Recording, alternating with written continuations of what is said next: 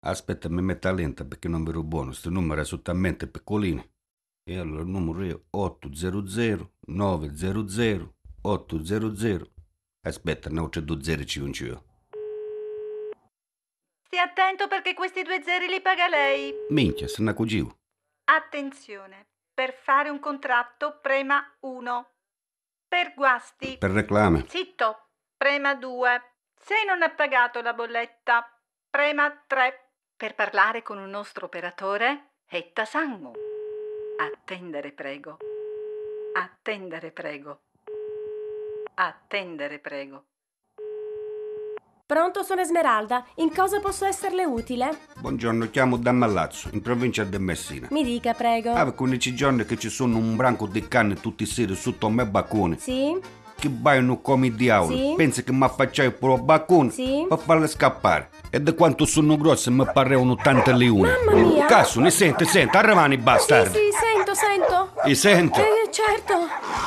Mamma mia. Ma che siamo allo zoo? Mi perdoni, ma tutto questo con l'Enel cosa c'entra? C'entra. Tutti i volte che abbaiano come le pazzi, in a me casa si sta con contatore da corrente. Ma cosa dice? Non dica idiozie. Guardi, attendi un attimo che adesso le passo l'ingegnere Mezzaluce.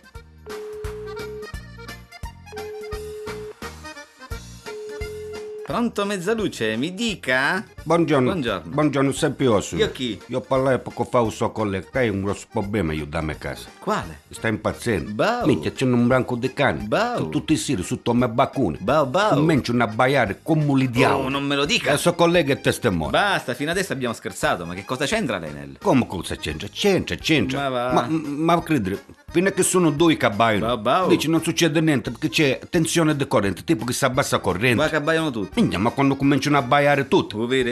Porco domono, boom!